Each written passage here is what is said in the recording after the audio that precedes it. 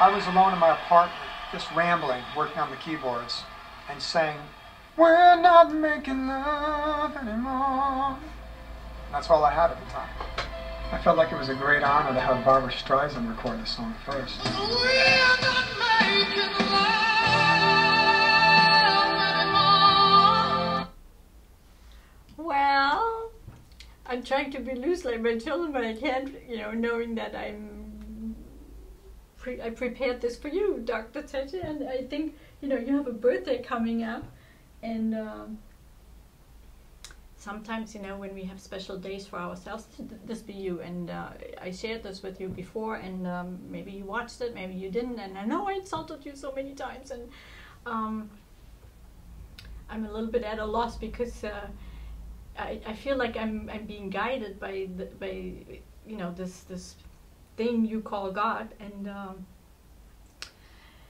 I felt inspired to tape this clip for you, and then I was thrown off. And so I showed you, or I had Michael Bolton's music play in the beginning, because it kind of touches exactly on the spot where I would like to reach you. He was punching the keyboards and came up with this song, "We're Not Making Love Anymore." And I feel Germany is like saying that people are so sexually liberated, and let me just get this straight one more time. I'm not trying to hit on you, I'm trying to hit you to to help me bring the knowledge that I have about the thing out, because I know you have the power, and this thing is pushing me to get in touch with you, so you will help me bring this out in the open.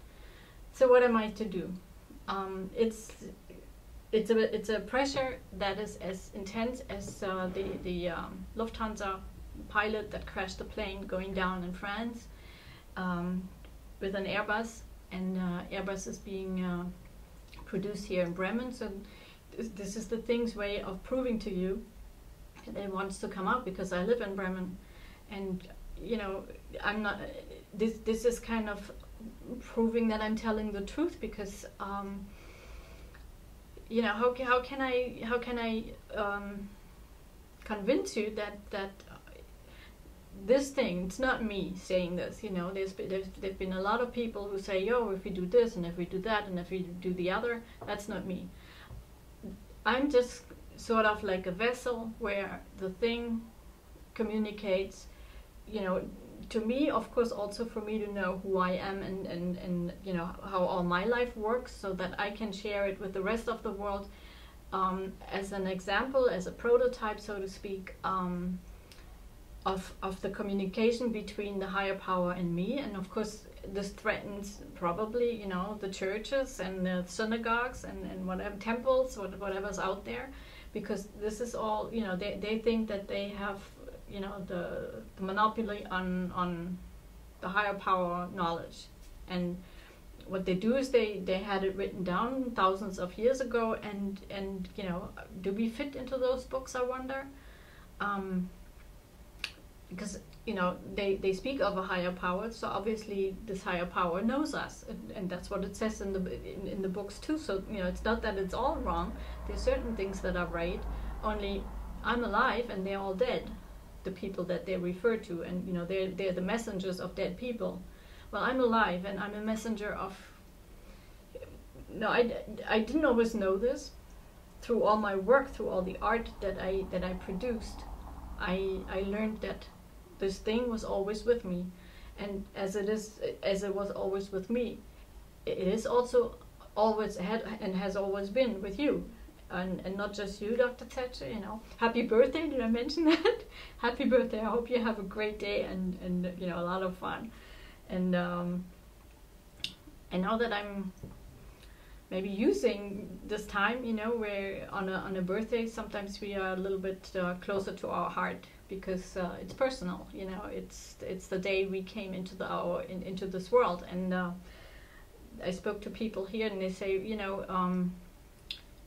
we're celebrating our birth, and there's somebody there that gave us this life, and we should celebrate that person as well. And in that, I feel like, you know, I don't want to be celebrated for that, because I feel, you know, my kids are special, and they should celebrate that day, you know, because it's special to them. And still I feel special too on those days, because that's when there was nothing, you know, 9 months ago, and then suddenly they were there, you know, and I always remember that. I will never forget that. And I feel, I don't want to accuse you of anything, but it is your company that took my children away from me, and not for me, you know. I'm not trying to make this hard on you, or like put the finger on you and say, oh, you bad person, because I'm thankful for that.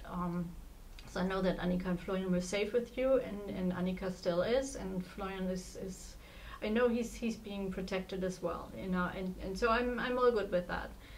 Only I would like to have a relationship with them again, and I know that this thing is very powerful and keeps them away from me until you open up, and it is you. It, you know, it comes down to just you and me, and you know, Daimler as a whole, you as the leader of Daimler, and I know you have a team around you, so you cannot make that decision on your own, and yet you were elected to be the CEO, you know, the Vorstandsvorsitzende of Daimler, and so your word must weigh something there. And so I'm not saying I'm Jesus Christ, and I know this may sound crazy. Others have said, you know, I'm Jesus Christ, and you know, it's just them saying that they are in touch with the communication. Only I feel like I'm chosen to share the information with all people, how this higher power, which I like to call the thing, speaks with us. And so it doesn't speak in words, obviously. There are certain tools it uses, you know, that you know, we need to be aware. And you know, people who go through the town, you know, being cabled and not even noticing one another.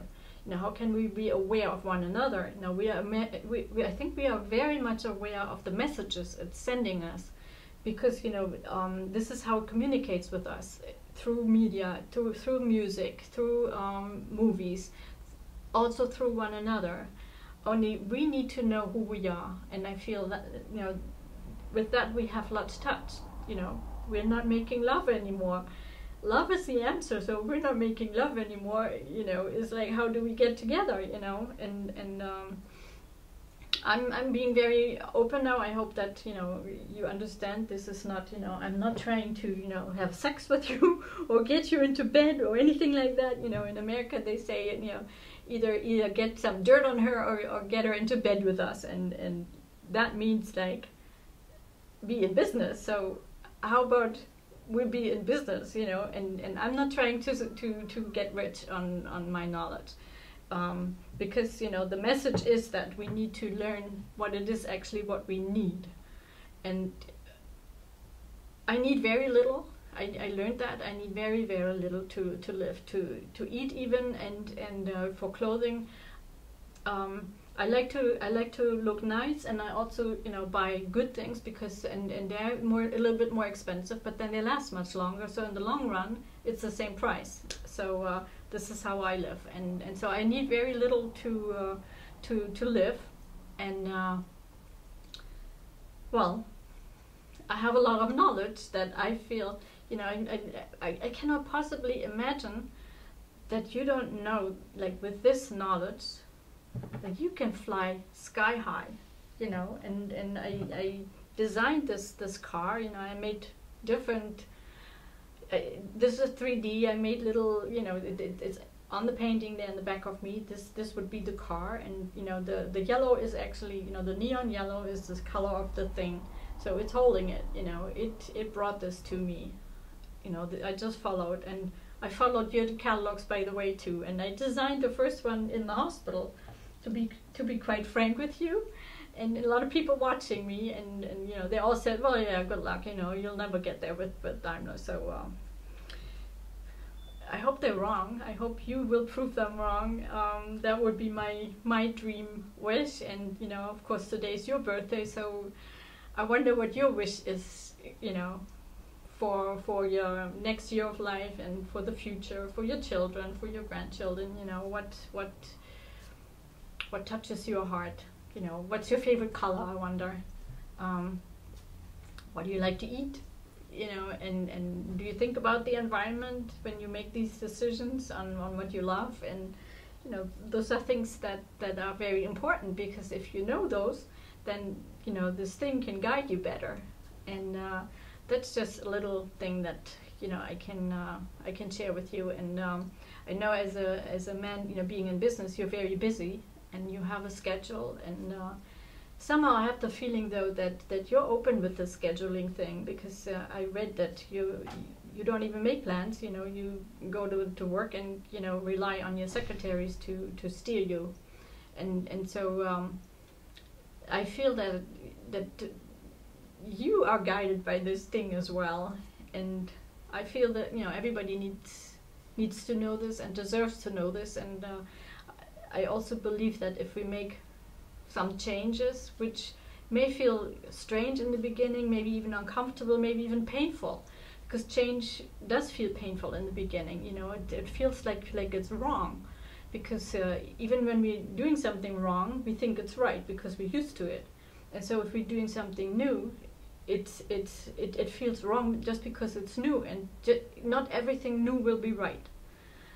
And yet, if we don't try new things, then how are we gonna evolve? You know, we have a system that doesn't really allow for a lot of new things to try, because you know, when somebody doesn't follow the system, then they're mentally ill. So you know, where's the humanity, I wonder? So again, you know, I'm just trying to give you some pointers what we can discuss. You know, how we can get started, and you know, on a personal level, would be good. If you're afraid of that, then you know, you may ask me anything you like and I will give you an answer. Sometimes I don't have an answer right away.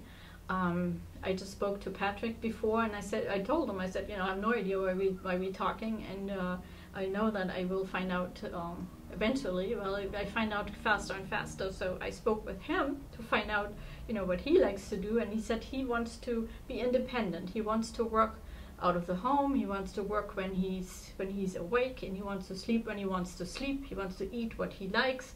He wants to think what he likes to think. And what we need to do then is, like, this is the new way of living life, also working, and to be able to trust one another, and to know that when people come and build your cars and, you know, feel great about that, we need to be honest, you know, with one another, 100%. And this is how we build the trust, step by step. And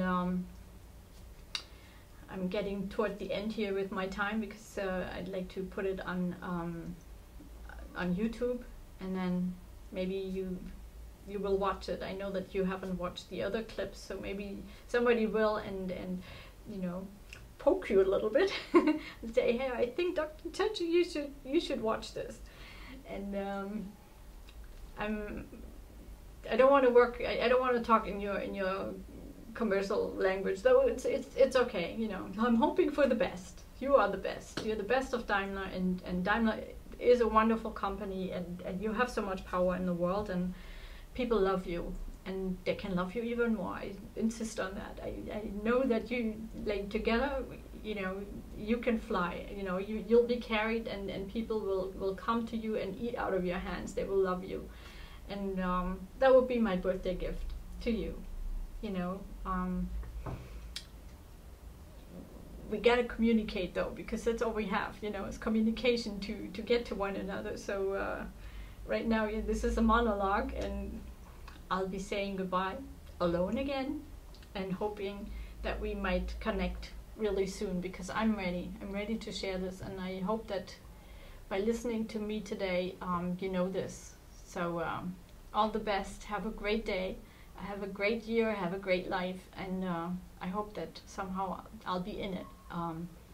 Not as romance, as a business partner. All the best.